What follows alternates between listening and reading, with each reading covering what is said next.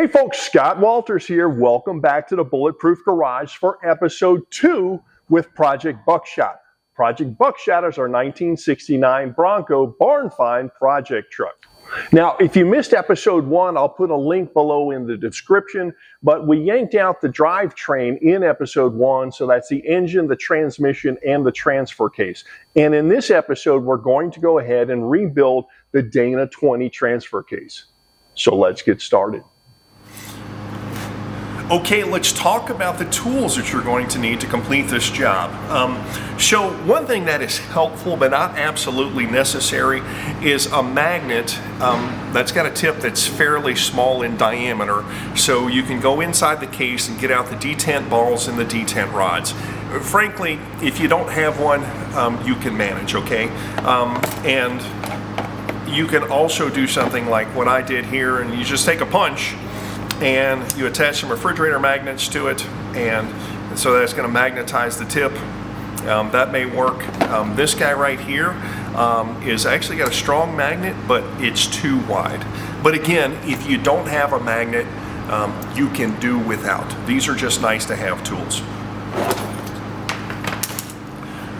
You are going to need a 1 1/8 inch socket, and you're going to need one that's a 12 point, all right? A 6-point socket, a non-impact 6-point socket might work, but an impact 6-point socket is just going to be too wide, and you're not going to be able to get it down into the yoke, all right? So you need to use this twice to get the yokes off, and again, get yourself a 12-point 1 1/8 inch socket. You're going to need something to drive out the races with, the bearing races. You want to drive them out with something soft if you can, and so a brass drift is generally what I use. You're going to need something to remove the bearings with. So this is Harbor Freight bearing separator / puller set. These aren't terribly expensive, and you're going to need this for 2 bearings. And your local auto parts store may be able to rent these to you, but with this and everything else, I'll put links in the description on where you can buy this stuff. Okay, now we got to spend some time talking about this. So there is a lock ring that is difficult to get to in the transfer case, okay? So let's talk about lock rings and snap rings for a second. So these are snap ring pliers, all right? You see they have the little, I don't know if I can say that word on YouTube, but the protrusions here, right? And so those go down into a snap ring holes, and they spread it apart, or they bring it together, depending if you've got an internal or an external, okay? Snap ring pliers are not great for getting out lock rings. You can do what I did, and you can take some perfectly good snap ring pliers like this, and grind them down until they're more like lock ring pliers. I think I also bent them slightly. And this was close to getting the job done, but it didn't quite do it. So what I did is I picked up some lock ring pliers. So these lock ring pliers here, something that you can buy at your local AutoZone or something along those lines. So you can see that the issue is with these is that the jaw or the tip is kind of wide right here, and actually you want something narrow, okay? And you can see how the outside here is knurled. That's to catch onto the lock ring, okay? Now here are the ones that I ended up picking up, and these are the right tools for the job. These are made by Wilde, W-I-L-D-E, made in USA. They are a good piece of gear, and they're nice and narrow because you're going to be fitting these into a narrow space. And these are also knurled or serrated or perforated, or whatever you want to call it, to be able to catch onto the lock ring, okay? So the toughest part of the job is getting that lock ring out, so it helps if you've got the right tools for it. Okay, before we tear into this transfer case, let's talk about the 2 different transfer cases that you'll find in an early Bronco. This is what we're going to rebuild. Not this is one of my spares, but this is what's called a T-shift transfer case. And on the T-shift transfer case, the shift rails are connected by this piece of flat bar right here, right? And the T-shift transfer case came in the 1966 to the 1973, maybe 1974 Broncos, okay? Again, very easy to identify. If it's got this bar right here, you've got a T-shift transfer case. And the T-shift transfer case has a shift pattern that is straightforward and straight back. Now the J-shift case came in the later Broncos, and this is a J-shift right here. And as you can see, the shift rails are not connected, all right? And the J-shift is called a J-shift transfer case because the shift pattern is a J, all right? Now, there's not one that's necessarily better than the other. There are some minor differences. The T-shift transfer case has a slightly lower gear ratio. It's about 6% lower. And if you want to go the twin stick route, we're not going to go into that in this video, but you can twin stick either one of these transfer cases.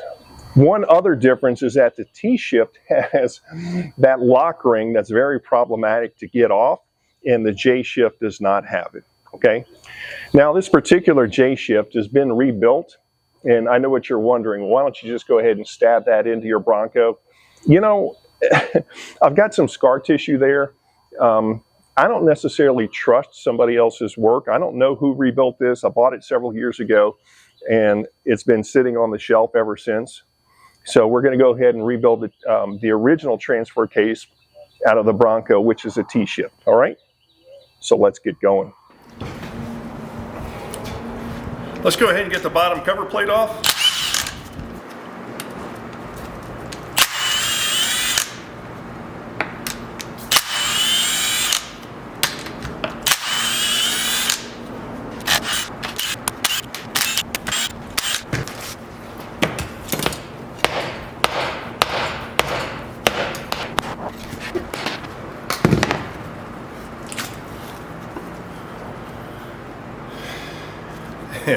Yeah, I don't know if y'all can see that, but there's some sparklies in there.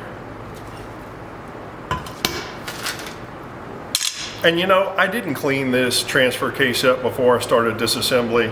I just find it easier to clean stuff once it's already apart.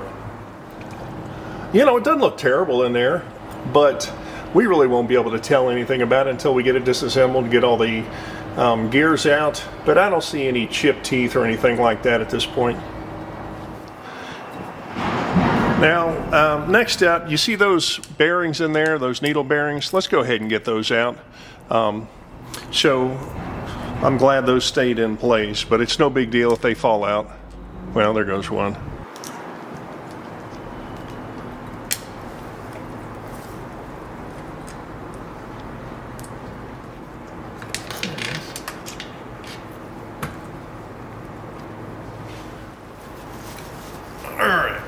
Flip it over.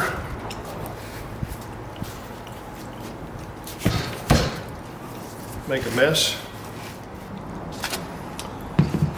All right, let's go ahead and remove this plug so we can get our spring out and our detent ball.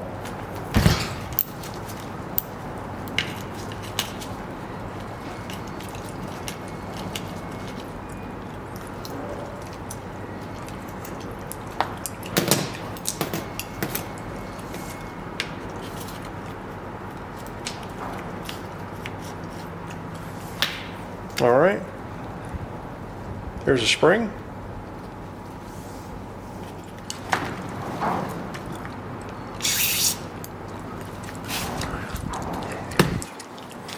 All right, brake clean to the rescue.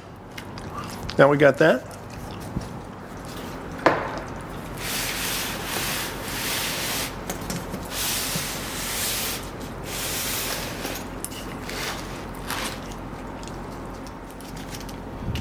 All right, same thing on the other side.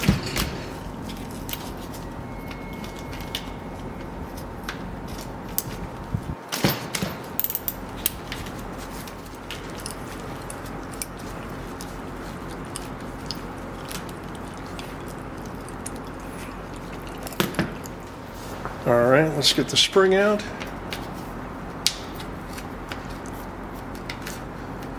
Spring does not want to come out.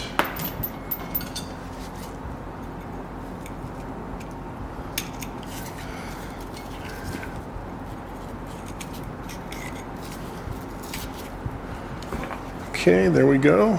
Should be a ball back there.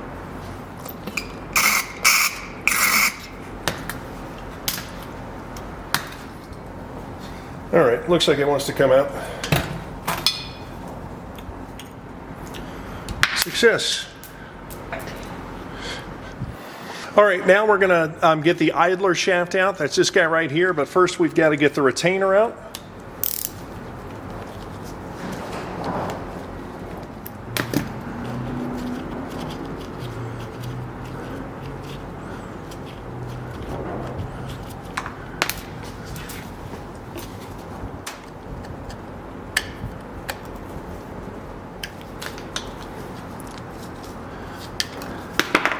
All right, so that's your retainer and the bolt that holds it in.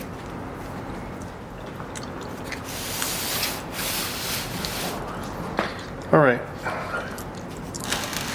now we're going to drive the idler shaft out and see exactly where it is there. All right, you want to use something soft. This is brass. There it goes.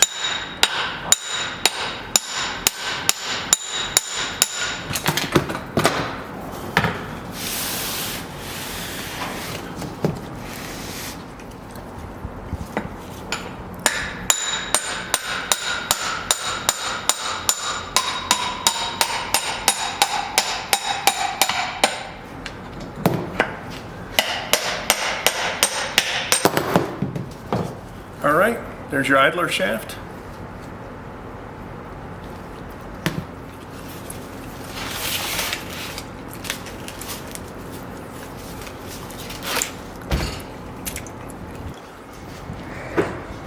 All right, and there's going to be some needle bearings in there and some thrust washers. So I'm just going to go ahead and pull out my brass drift. All right, so, yep, there go the needle bearings. Okay, here's a thrust washer here. And there's a thrust washer there.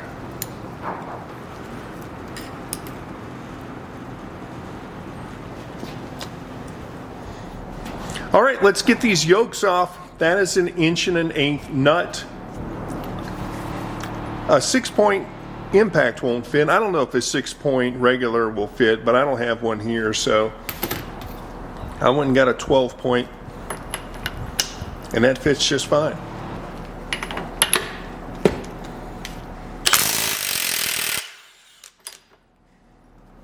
All right, I didn't even need a puller to get that off.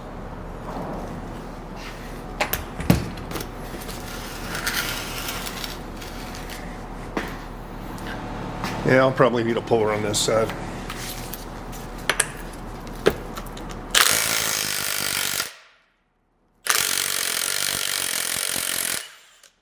No, that one came off too. So I had my puller ready to go just in case. But that's all fine and dandy if I don't need to use it.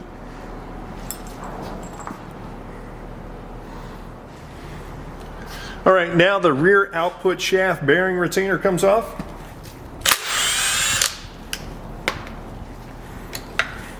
And I cannot get a socket on all of these. Luckily, they're not super tight.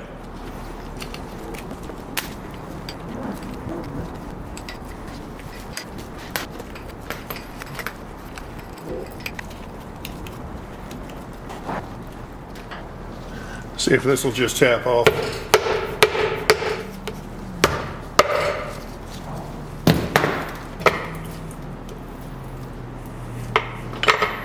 All right, there's that. All right, now you're going to have to go ahead and remove your counter pin.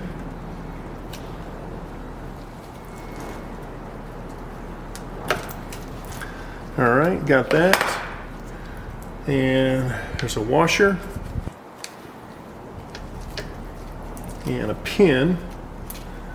Got that.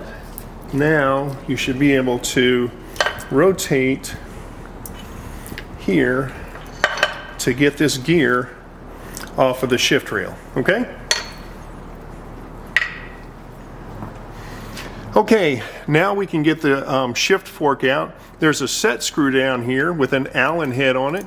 That is a 3/16 set screw on the shift fork. Removing that now, and it was not super tight.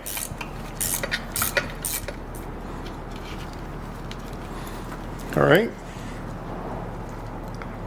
There's a set screw. All right, let's go ahead and pull the shift rail out.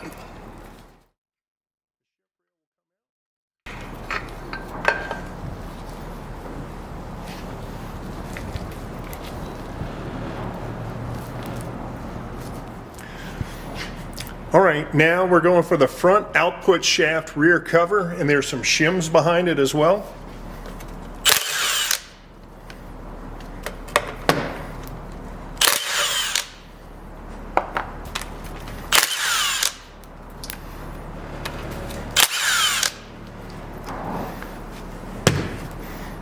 And you don't want to pry on this if you can help it, because you're going to end up damaging the shims. Obviously, you want to keep track of how many shims there are here. Well, I've got 2 shims that don't want to separate, but I've got a total of 3 shims here. All right, we're going to flip it around.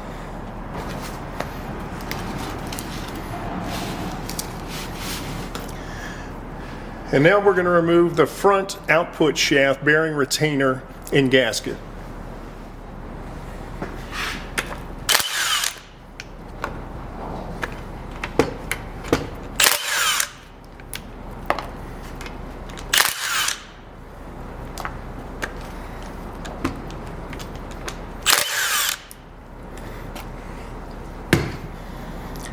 Now we're going to try to knock the bearing out the back. Don't hammer on your threads though with a regular hammer. How about a dead blow? Okay. Yep. And that came out. All right, there's your race. All right. Now we can go ahead and tap this out of here. I thought we could. All right. That's off. Okay, now let's talk about the only difficult part of this job. There is a snap ring that needs to come out. All right, it is right in the middle of the screen, and it's between that bearing and the gear. It's that guy right there. That's the opening in the snap ring, and I call it a snap ring. It's actually a lock ring, all right? And you use special pliers for it that are not snap ring pliers, they're lock ring pliers. The problem, of course, is that it's very difficult to get in there. There's not a whole lot of space to get inside to get at that. All right, now we're making some progress. So what you do is you can take 2 screwdrivers, right? And you put them in between the bearing and the gear, and you just want to go ahead and pry the bearing away from the gear to give yourself some room to work with. And that is our snap ring right there. And as you can see, I can get at it now, okay? And now that you can get at it, you ought to be able to use a regular pair of, I keep calling it a snap ring, it's a lock ring. But now I ought to be able to use a regular pair of lock ring pliers to get it out. And there's your opening. Okay, and what I have here are lock ring pliers, okay? You can see how they've got some knurling here, and that helps it grab onto the lock ring. Now, these may still be a little wide to get in there, but I can always grind them down a little bit if I need to, or I can just move the bearing a little bit more. And that ring has got to come back Oh, just about a 1/16 of an inch. Yeah, I'm out of room here. I don't have enough room to maneuver in there, so I'm going to have to try to move the bearing a little bit more.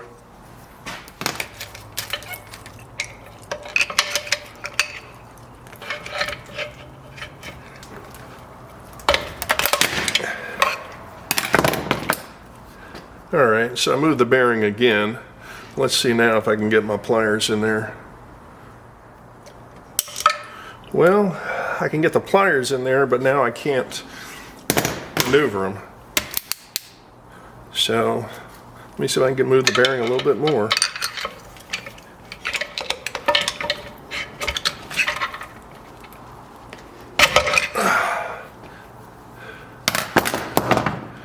All right.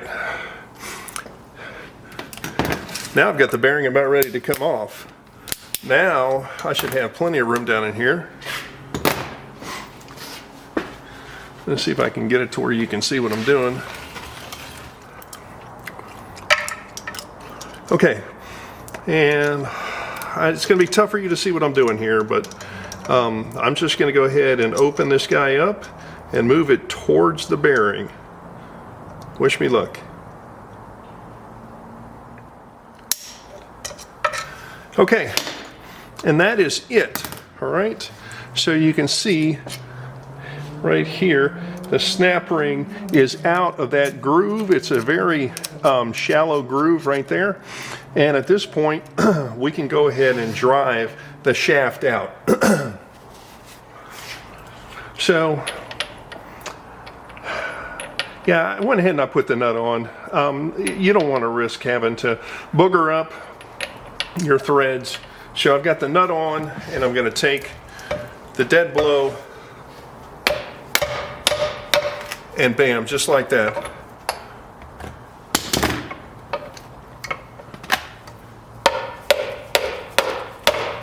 Easy day.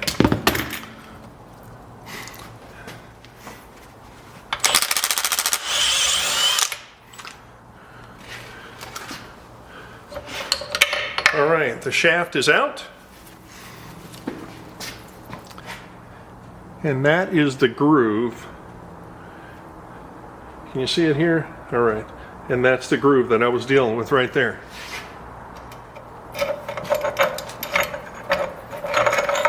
Okay. All right, one gear out.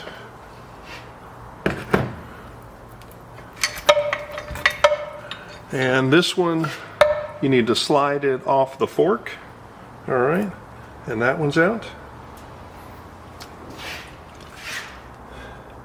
All right, we've got some other goodies down in here.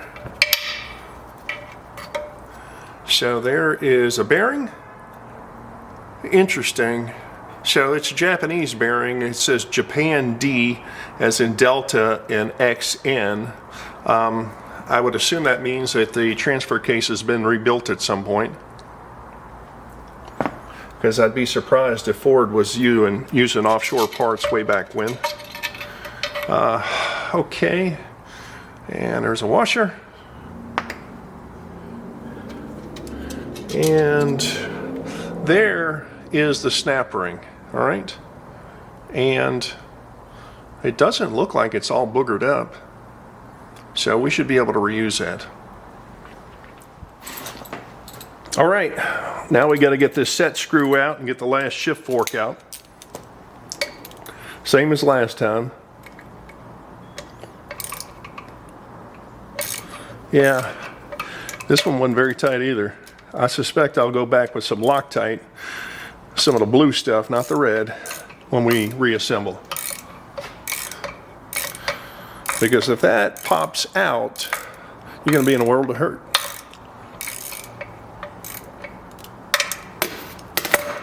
All right. And this slides out. All right. One of those.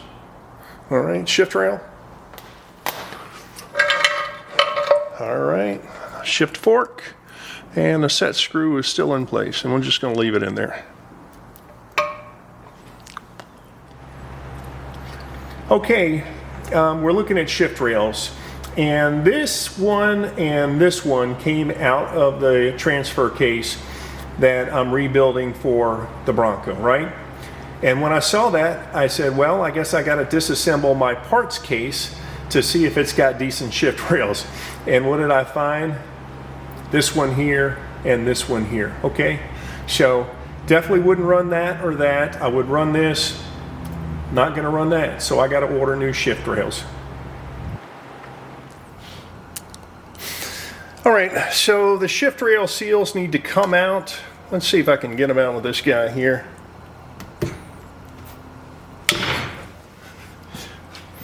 All right, now I got a seal puller here. Now looky here. All right, one out, one to go. Let's try this side. Easy day with the right tools. All right, now that the shift rail seals are out the way, now is a good time to go ahead and get out the detent rods. So there are two in there, and you can see one in this hole and one in that hole, and I'm just going to use this brush to push one out here. All right, that's one. And then the other one, let's see if I can get it out with a magnet.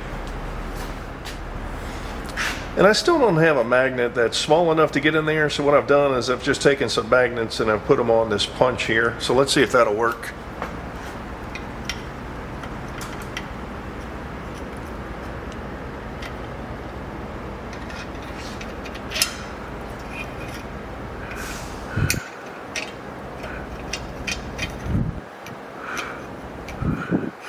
Apparently not. See if I can shake it out of there. Yep. Well, there it goes. So I'd cleaned in there with brake clean, so it wasn't stuck in there with grease. And those are your two detent rods, and they are the same length and they are the same diameter.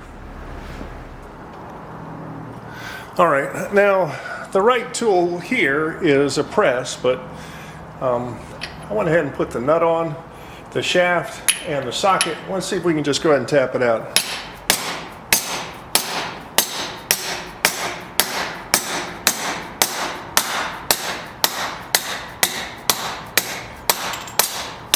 All right,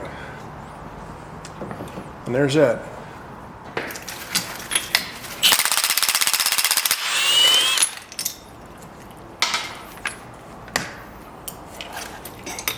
Okay. So, and then your speedometer gear comes off, and then we got this bearing to press off.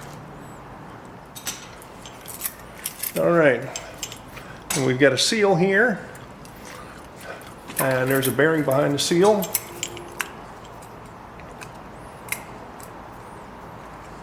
Okay, and oh, all right. And two shims that were behind the bearing. No, more than that. 1, 2, 3, 4, and one is really thin. All right, so we'll keep all those together. Get my trusty seal puller.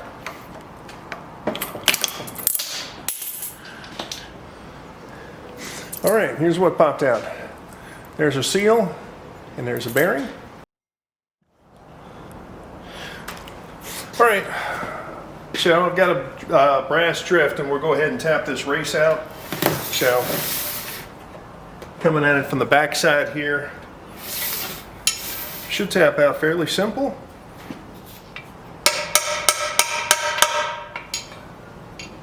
Yeah, there it goes.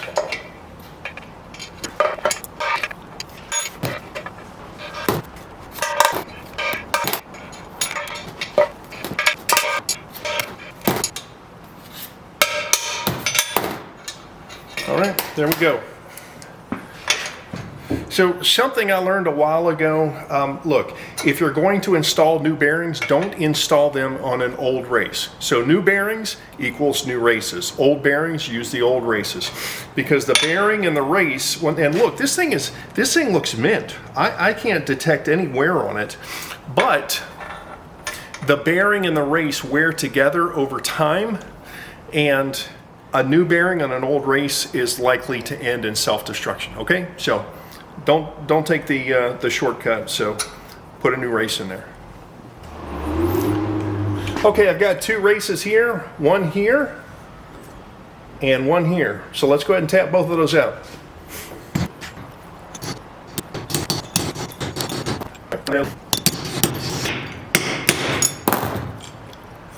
All right, there we go. All right, so I need to tap this one out the bottom. So I need to give myself a little bit of room to do that.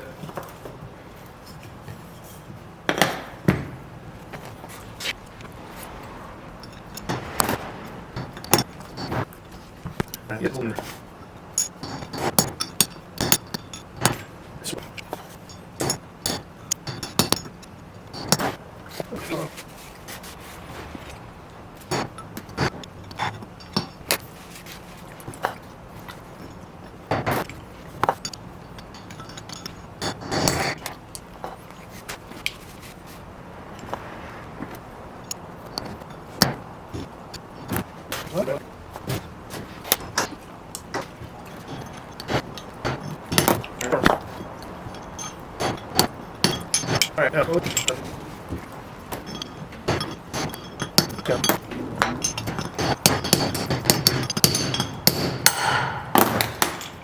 Bada bing, bada boom. All right, race is out. And it looks like it's in pretty good shape. Okay, let's go ahead and get some bearings off, shall we?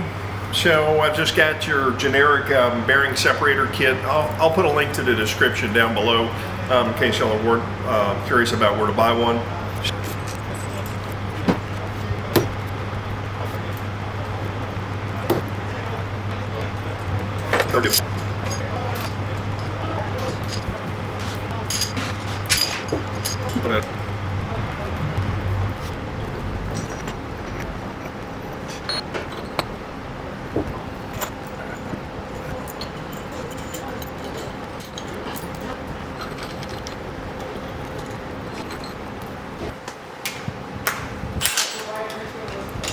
All right, let her rip.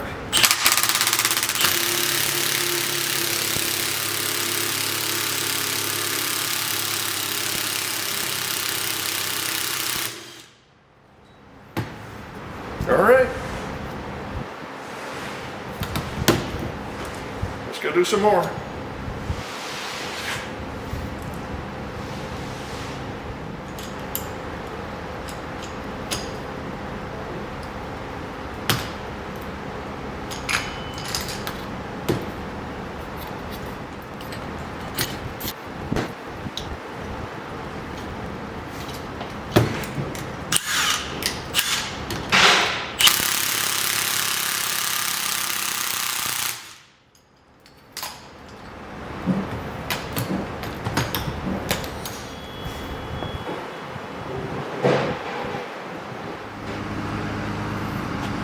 All right, I thought I was done with disassembly, but there's one more seal that needs to come out.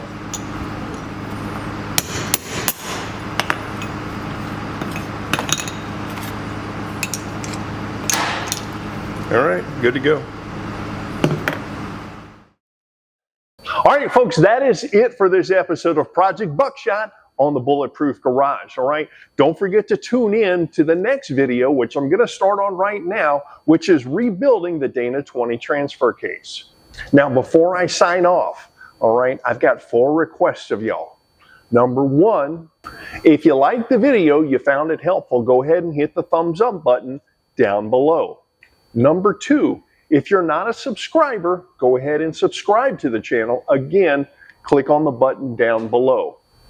Number 3, and perhaps most important, go ahead and post up a comment, all right? Let me know what I did right, what I did wrong, or just check in and let me know how things are going. All right. I love to interact with y'all. I read each and every comment and I try to respond to all the serious ones. Okay. Number 4, go ahead and poke around on the channel some. All right. We've got diesel dually content. We've got heavy equipment content. We've got 4x4 content, engine building stuff. Bottom line, I guarantee that you will find something else that you like on the channel. Okay, folks, as always, thanks for watching. I really appreciate it. And we'll see you next time on the Bulletproof Garage.